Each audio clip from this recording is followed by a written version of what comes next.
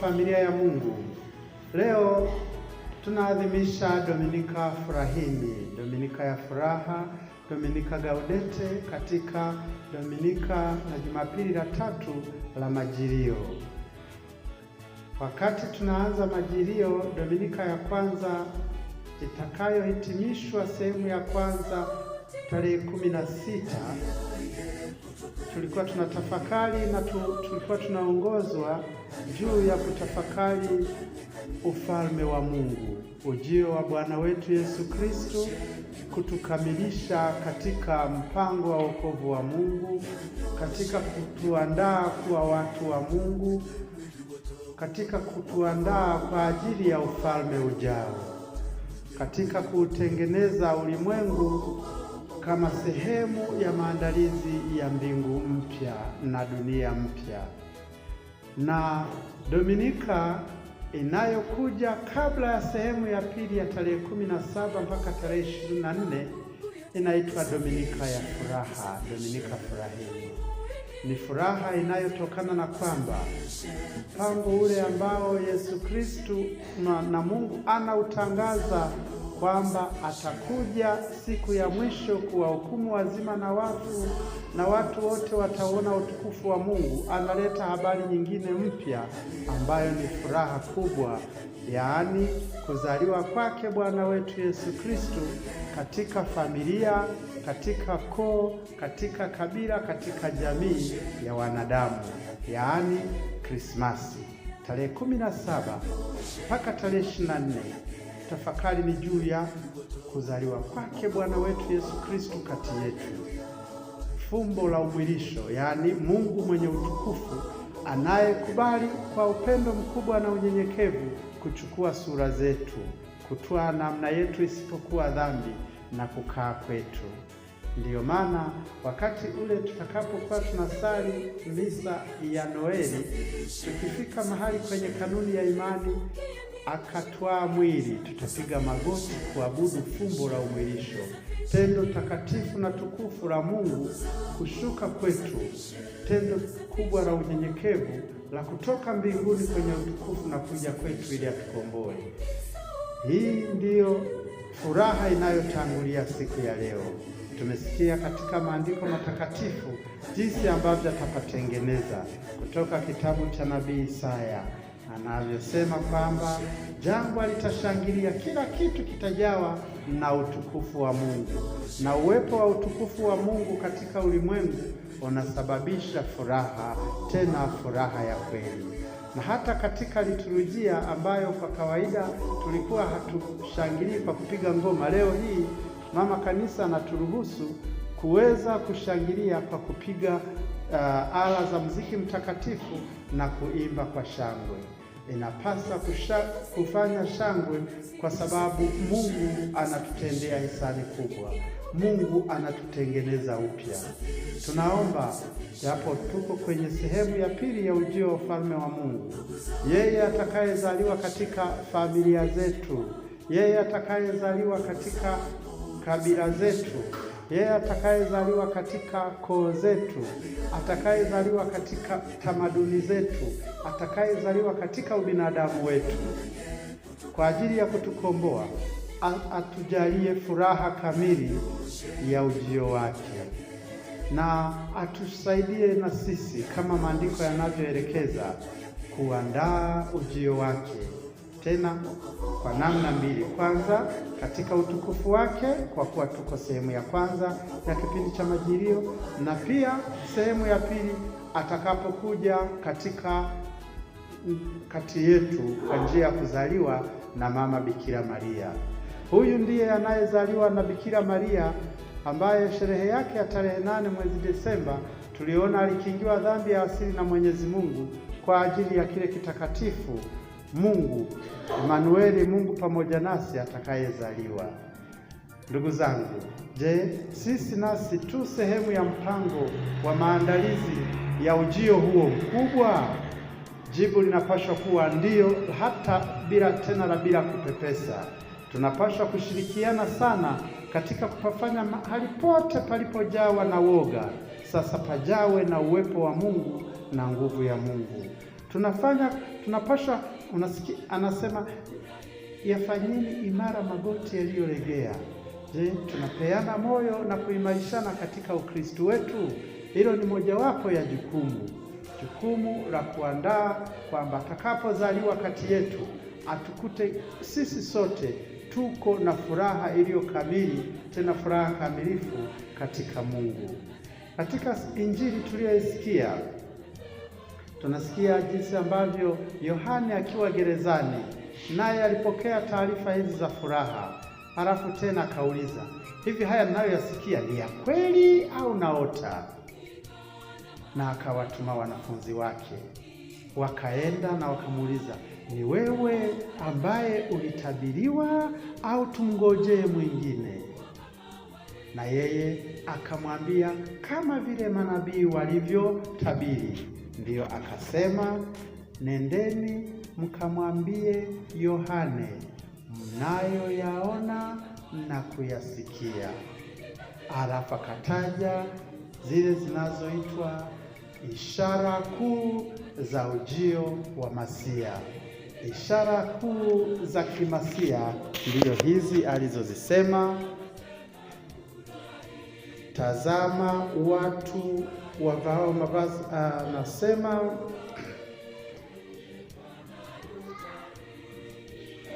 na hao walipokwenda zao, Yesu alipokwisha kuwatuma wale wanafunzi wa Yohane. Lakini waliokwenda na ujumbe upi? Walioenda na ujumbe ufuatao: nendeni mkamweleze Yohane mnayoyasikia na kuyaona, vipofu wanaopata kuona, viwete wanatembea, wenye ukoma wanatakaswa, viziwi wanasikia, wafu wanafufuliwa, na maskini wanahubiriwa habari njema. Hayo ndiyo ambayo kanisa linayapokea siku ya leo kama sababu ya furaha, na hizo ndiyo zinazoitwa ishara kuu za kimasia za ujio wa Mungu kati ya wanadamu. Na anasema, naye heri awaye yote asiyechukizwa nami. Ni tiba kwa wale waliokuwa wanafikiri kwamba ujio wa ufalme wa Mungu ni itikadi fulani. Lakini kwa kinywa cha mwinjili Mathayo tunaambiwa alama 6 za Masia kati yetu. Tunaomba Mungu atujalie kila mmoja awe mshiriki katika kuishi alama hizi kuu, ishara hizi kuu za uwepo wa Kristo Masia, za uwepo wa umasia katika maisha yetu. Kila mmoja achukue fursa ya pekee kabisa kujiuliza, kama sehemu ya maandalizi ya Noeli, je, mimi ninashiriki katika kuwafanya watu kuona? Maana anasema vipofu kuona. Mtu naweza ukafikiri, ukaanza kuangalia mtu ambaye haoni kwa macho, lakini kuna namna nyingi za kuona. Hata asiyejua wanasemaje? Kitu sijokijua ni kama usiku wa giza. Kwa hiyo na kwenye giza huoni. Tunaomba kila mmoja ajitahidi sana, tusijiwekee kisingizio kwamba sasa mimi nitamwelezaje, kwani nina elimu. Hivi havisemei juu ya elimu. Je, umewahi na umetamani kufumbua macho ya mtu ambaye haoni? Je, umemsaidia mtu kumwongoza kuenda kwenye ukweli wa Mungu? Kuhusu magoti yaliyolegea kutoka somo la kwanza, je, umewahi kumpatia moyo muumini aliyekata tamaa aende kanisani? Kabla ya kumweleza, je, ulisali kwanza? Uliomba kwanza ili kusudi sauti ya Mungu ndiyo iongee kwa ndugu huyo kupitia katika nafsi yako? Mara nyingi wapendwa, tunaenda sisi wenyewe, tunasema mimi ni mwamba, nitamwambia yule na mudu, lakini tunasahau kuomba baraka ya Mungu. Tunaomba Mungu atujalie siku zote, kama tunaongea kwa sababu ni ujumbe wa Mungu, tumuombe kwanza Mungu atutume.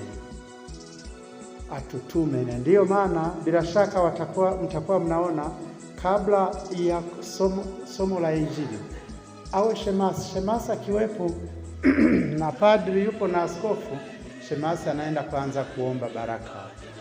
Sasa kuna waamini hawajui hayo maneno kwa sababu yako kwenye misale na yameandikwa kwa maandishi mekundu, anasema hivi ni vya padri kusoma, hawavisomi. Lakini pale pameandikwa hivi, yule shemasi huwa anaomba baraka hivi: Baba, naomba baraka yako. Naye anamwambia Mwenyezi Mungu awe moyoni mwako na mdomoni mwako, upate kuitangaza vema Injili ya Bwana. Hayo ndiyo maneno ambayo huwa anamweleza. Na huwa kwa kawaida lazima aombe baraka. Kama ni padri, anaenda kuomba baraka kwa askofu. Kama askofu hayupo, anainama na maneno yanayotamka ni hivi: Bwana uwe moyoni mwangu na mdomoni mwangu, nipate kuitangaza vyema Injili yako takatifu, kwa jina la Baba na la Mwana na la Roho Mtakatifu. Kwa nini? Ili kusudi nisije nikaenda na maneno yangu. Naomba rehema ya Mungu na huruma yake na nguvu zake ziweze kuwaendea watu wake kupitia katika nafsi yangu. Yaani mimi na hii maiki ngoma dro, si inakuza sauti hii, na mimi hivyo hivyo yanapita. Kwa hiyo Yesu aliposema naye heri asiyechukizwa nami, watu walikuwa wanamwangalia yeye, sema huyu amezaliwa na Mariamu tu hapo, na Yusufu mwenyewe hana kitu, ni mtu wa kawaida tu seremala. Kwa hiyo hawezi kusema kutaja lolote lenye mashiko, lenye nguvu, hana jipya. Tunaomba Mungu katika alama hizi za kimasia tutembee katika hizo, kuhakikisha kwamba katika parokia yetu na kigango chetu nasi alama hizi zinapata kuwepo. Vipofu wanapata kuona, viwete wanakwenda, yani wanatembea, wenye ukoma wanatakaswa. Sio ukoma ule wa ugonjwa, hapana. Kuna watu ambao wameelemewa na hofu, yani hofu kabisa, yani asipoenda kwa mganga wa kienyeji haweza kalala usingizi.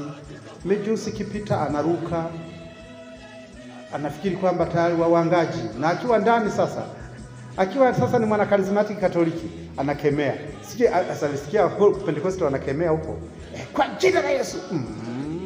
Tulia katika Bwana. Unarukaruka kwa woga tu. Sikatai kusali, ila usisali kama ambaye huna imani. Ni mjusi tu umepita. Hata kingepita kingine, hata lingekuwa bomu, kwani tutalizuia? Ndio maana sala inaenda mara mbili. Bwana, naomba unilinde na unikinge. Ikiwa haikukingi, unajua unaondoka, unasalije? Unaomba kifo chema. Mungu, naomba katika hali hii sasa unanipeleka, naomba unipokee katika paradisi. Hizo ndio sala za Mkristo mwenye imani. Kuna kitu kinakuja na unaona hiki hakizuiliki kwa kadiri ya sayansi ya binadamu, unamwomba Mungu. Hiyo sala aliisali paroko wetu wa zamani hapa Mlera, anaitwa Padri Maraka. Alikuwa anaumwa ugonjwa wa kansa, na akajua ugonjwa wa kansa hauwezi kupona, aliambiwa na waganga. Alijiandaa vizuri sana, na aliwahi kuniambia hivi kwamba mimi hapa sasa hivi ufalme wa Mungu uko hapa, sina kitu nilichong'ang'ania, kwa sababu anatoka katika jamii yenye utajiri. Angeanza kuhangaikia juu ya majengo yake, juu ya vitu vyake, na alijihakikisha kwamba hela zote alizokuwa nazo ndani zote amezigawa, na magari akagawa, na sisi wajada tukapata mgao wa lori, aligawa vyote. Akasema naenda kwa Mungu. Hiyo ndiyo safari ya wenye imani. Kwa hiyo je, katika maisha yetu yaliyojaa ushirikina, ulishawahi kumpatia moyo na kumtia faraja mtu ambaye anatetemeshwa na watu ambao hawapo? Yaani kweli wachawi wanaweza kuwepo na wakawa na historia ya kuwagandamiza watu fulani fulani, lakini kwamba kila ukisikia kitu kimeparaza kwenye nyumba ni wenyewe. Na mijusi nayo itatembelea wapi sasa? Nyoka nao watatembelea wapi? Kristo. Kwa hiyo wapendwa, familia ya Mungu, tuangalie yale yote yanayotuzingira katika maisha yetu, ili kusudi kama yanatunyima fursa ya kuwa na furaha katika Bwana, kama wanakwaya walivyoimba, furahini katika Bwana, tena nasema furahini. Basi hayo tuyaweke katika alama za kimasia za uwepo wa Kristo, ili kusudi na anatuambia sasa, mlitoka kwenda kuangalia nini? Na sisi tunaokuja kanisani mara nyingi sana kwa ajili ya kuonja na kuona utukufu wa Mungu, tulikuja kufanya nini? Je, tulikuja kuangalia? Na sisi tunaweza tukaweka maneno, wanakwaya waliovaa sare? Hapana. Kwaya nyingi za maana na kubwa zinapatikana katika maorkestra makubwa ya matakatifu, Lakini je, mlikuja kuona nini? Na sisi tunaomba Mungu atuongoze ili kusudi hapa kanisani tuje kuona na kupokea utukufu wa Mungu. Furaha tunayoipokea leo inayotuandaa kwa ajili ya kuzaliwa kwake mkombozi Bwana wetu Yesu Kristo, ituandae kwa ajili ya kuishi alama hizi za kimasia. Tuwasaidie ndugu zetu, tuwasaidie wale wote wanaokuwa katika uhitaji na wanaokuwa wamelegea hasa kiimani, waweze kupokea furaha hii ya uwepo wa Mungu kati yetu, waje wajiunge nasi ili kusudi pamoja tuweze kumtukuza Bwana kwa furaha kubwa. Tumsifu Yesu Kristo.